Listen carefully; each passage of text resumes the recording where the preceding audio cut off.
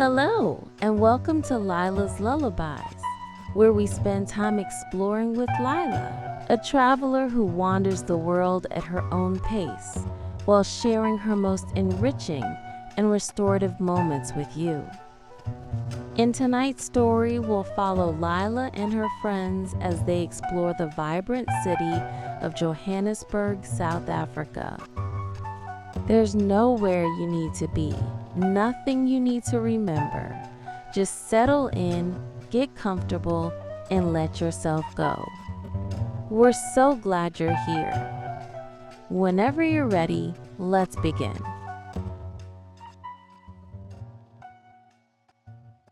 Lyla's friend Beth was already dressed and ready when the others woke up, standing at the hotel window watching Johannesburg's morning traffic build on the streets below.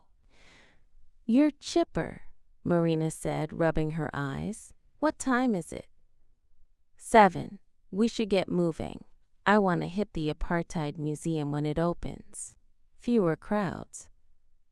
"Of course you do," Josie said, but she was already heading to the shower. The friendship between the five of them, Lyla, Marina, Beth, Claire, and Josie, went back to college days and shared apartments and late-night conversations that had solved the world's problems. Life had scattered them across different cities, different careers, different paths, but the bond had remained, and these days, the glue were these meetups, when they each took turns choosing an amazing global location. Beth had suggested Joburg to Lyla first because they had already been talking about how great a music trip to Africa would be. Getting the others on board was a piece of cake. After shower time, the crew had breakfast at the hotel, strong coffee and fruit and pastries, while Beth reviewed the day's plan. April in Johannesburg meant autumn weather, the air crisp and clear, the infamous high-veiled sun bright but not oppressive. So Beth said, "Apartheid Museum first. That'll take a few hours. Then Soweto. I've got us a tour. After that, we'll see the Maboneng precinct, do some walking around. Tonight I found a club in Newtown that has live music. Afro house, local DJs. Should be good." "Packed day," Claire observed. "We've got a lot to see," Beth said simply. They took an Uber to the Apartheid Museum, arriving as it opened. The building itself was striking. Modern architecture, incorporating elements of South African history, rust-colored walls, dramatic use of space and light. At the entrance, tickets were randomly designated white or non-white, forcing visitors to enter through different doors, immediately experiencing a small fraction of the separation that had defined apartheid. "This is intense already," Marina said, looking at her ticket. "That's the point," Beth said quietly. Inside, the museum traced the history of apartheid through photographs, videos, artifacts, and personal testimonies. The exhibition was comprehensive and unflinching, documenting the legislation that had institutionalized racial segregation, the resistance movements, the violence on both sides, the long struggle toward freedom.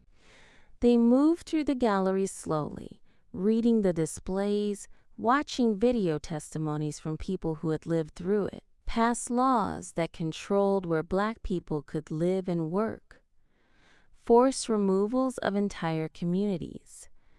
Bantu education deliberately designed to limit opportunity. The Sharpeville massacre, the Soweto uprising, Steve Biko's death in detention. "This only ended in 1994, Josie said, looking at a timeline. "That's like yesterday." The exhibition on Nelson Mandela's imprisonment was particularly powerful.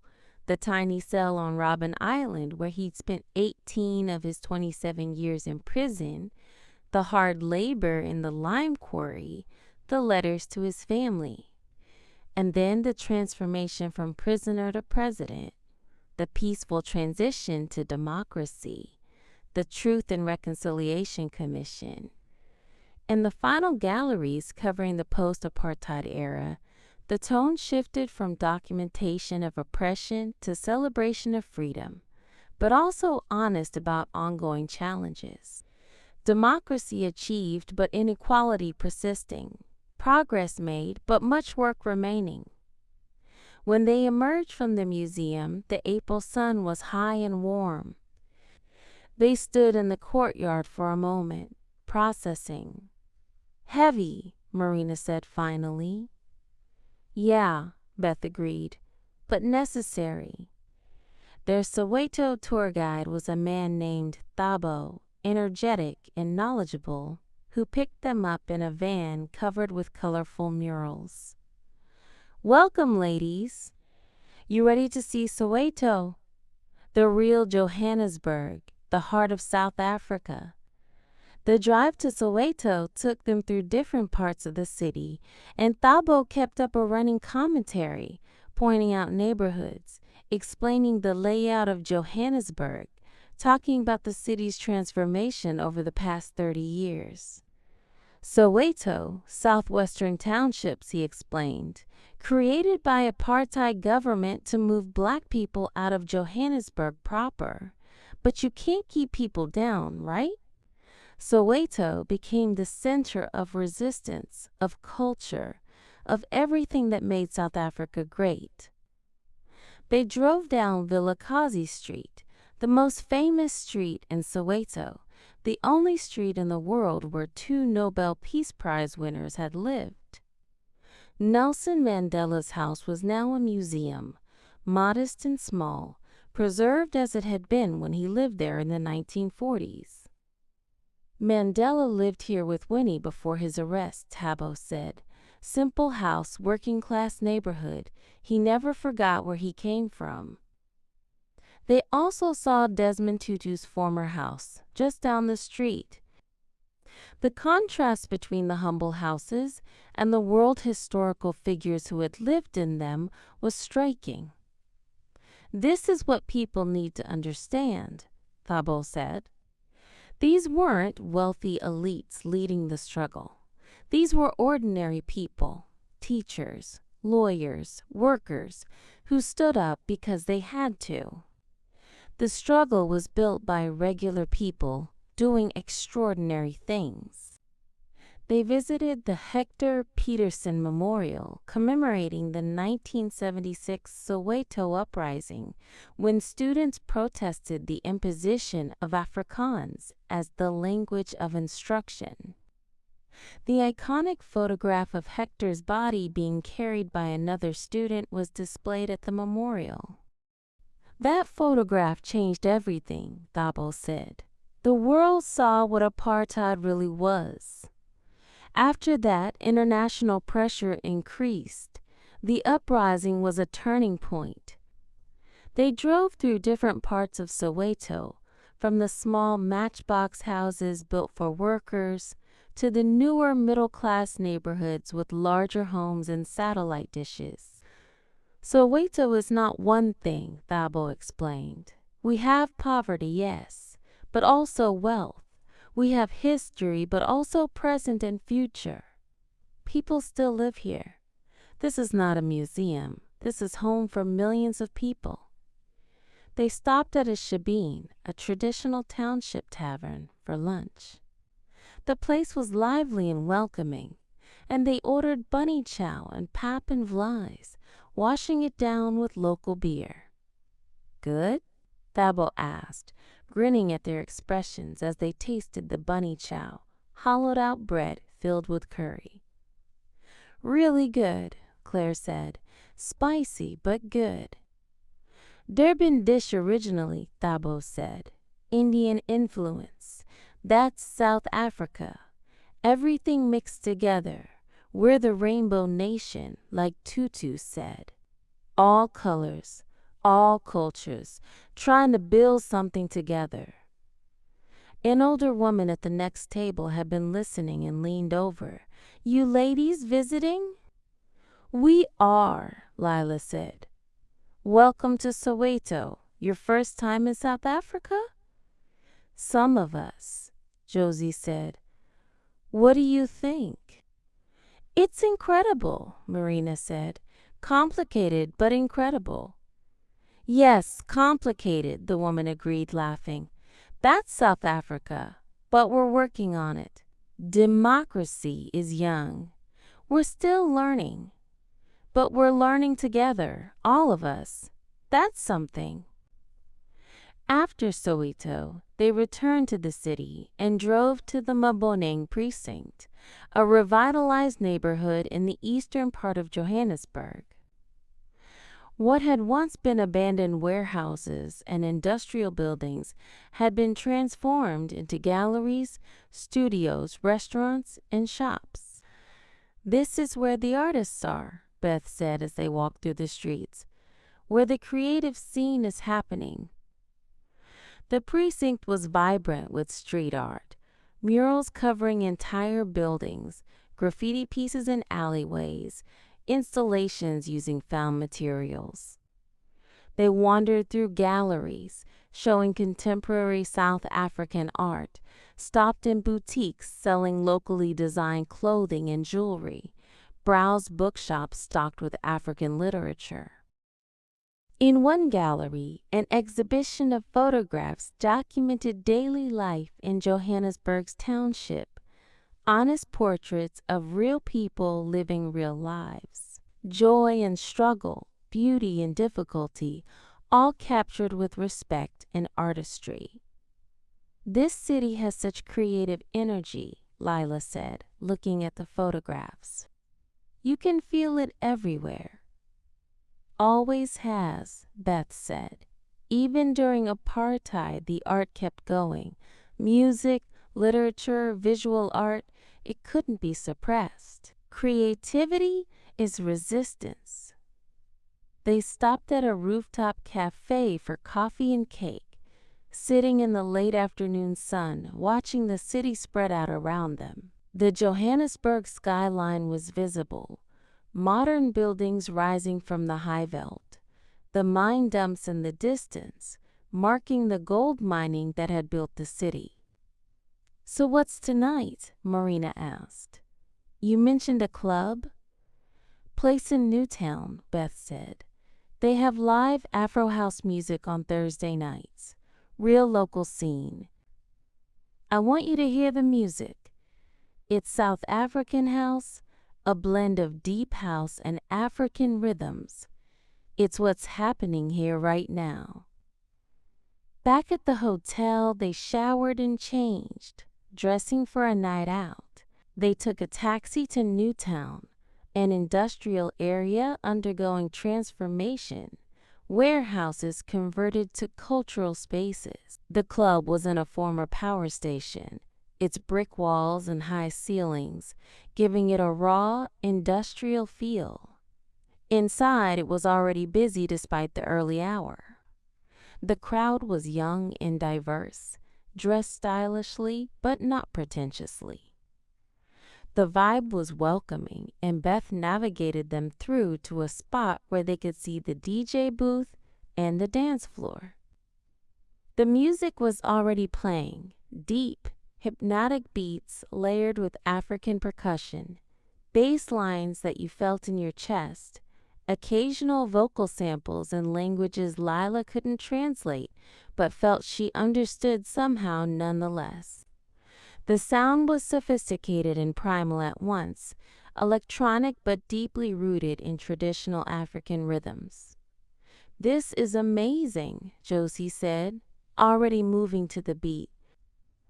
The dancing was freestyle but somehow communal, people moving individually but in rhythm with each other, the crowd becoming one organism responding to the music. "Come on," Beth said, pulling them toward the dance floor. Marina needed no encouragement, and soon all 5 of them were dancing, swept up in the music, and the energy of the crowd. The DJ was skilled, building the energy gradually, making the crowd surge with enthusiasm. Between tracks, Lyla leaned close to Beth. "Thank you so much for bringing me. Listening to this music here is so much more intense. I never want it to end." "It's incredible," Beth shouted back over the music. "We picked a good night." "This DJ is one of the best. He plays every Thursday. People come from all over the city." They danced for hours, the music constantly evolving but maintaining that infectious groove. The crowd around them was joyful, lost in the music, and the five friends found themselves swept up in it. The beat, the bass, the communal energy of dancing with strangers who became temporary companions through shared rhythm. Eventually, sweaty and happy, they retreated to the edge of the dance floor for water and a break. "This is the best," Marina said, fanning herself. "Why don't we do this more often?" "Sounds amazing," Claire said, smiling. "Speak for yourselves," Josie said. "I already do this every week." They danced some more, then finally, as the night wore on, decided to head back. The club would keep going until dawn, but they already had a busy day ahead. Outside, the April night was cool after the heat of the club, and they stood on the street, catching their breath, waiting for their ride. "Thank you for today," Marina said to Beth. "The museum, Soweto, the art, the music, all of it. This city is incredible." "It is," Beth said. "It's complicated and difficult, and still working through a lot, but it's vital. There's an energy here, a creativity, a determination to build something better. You can feel it." The car arrived, and they piled in, tired but happy. The drive back through Johannesburg at night showed yet another facet of the city. The clubs and restaurants still busy, the streets alive with people, a city that didn't sleep. Back at the hotel, they gathered in one room as usual, too energized to go straight to bed despite the late hour. "My feet hurt," Josie said, collapsing on a bed. "Worth it, though," Claire said. They talked about the day, the weight of the Apartheid Museum, the eye-opening tour of Soweto, the art in Maboneng, the incredible music at the club, processing everything they'd seen and experienced. "It's a lot to take in," Marina said. "The history is so recent, so present. And then you see the energy, the creativity, the way people are building the future while still dealing with the past." "That's what strikes me," Lyla added. "How the art and music are part of that. Not separate from the political and social stuff, but deeply connected to it." "Always has been," Beth said. During apartheid, music was resistance. Now it's celebration, but also still commentary, still engaged with reality. South African artists don't have the luxury of not being political. Everything here is political because the past is so present. They sat quietly for a moment, and then Josie changed the subject, asking about breakfast plans for tomorrow. Eventually, they dispersed. Lyla went to her room and settled by the window. From here, she could see the Johannesburg skyline, lit up against the night sky, the Southern Cross visible overhead. Johannesburg definitely had its own vibe, a city still grappling with its past, still working to overcome deep inequalities, but also vibrant and alive and full of people determined to build something better. The creativity was everywhere, in the art, the music, the fashion, the way people had transformed struggle into culture. Beth had wanted to share this with them, to show them the city and help them understand it. And in doing so, she'd shared something of herself, her connection to this place, her pride in its resilience, her understanding of its complexities. The April night was clear and cool, and Lyla could hear the city continuing around her. Distant music, traffic, voices. Johannesburg didn't stop. It kept moving, kept creating, kept pushing forward while carrying the weight of its history. She thought about the woman in the shebeen, talking about learning democracy together, about Thabo explaining Soweto's transformation from symbol of oppression to symbol of resistance to living, breathing community, about the DJ at the club creating music that was both electronic and deeply African, modern and traditional at once.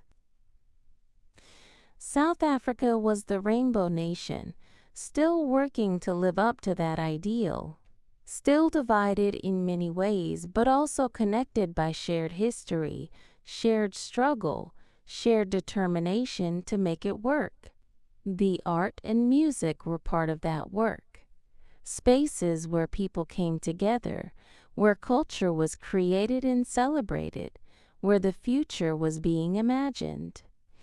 Lyla sat by the window for a long time, watching the lights of Johannesburg, hearing the echoes of the music still in her head, those deep bass lines and African rhythms, that hypnotic groove that had moved a room full of people to dance together. The sound of now, the sound of here, the sound of a city and a country finding its voice.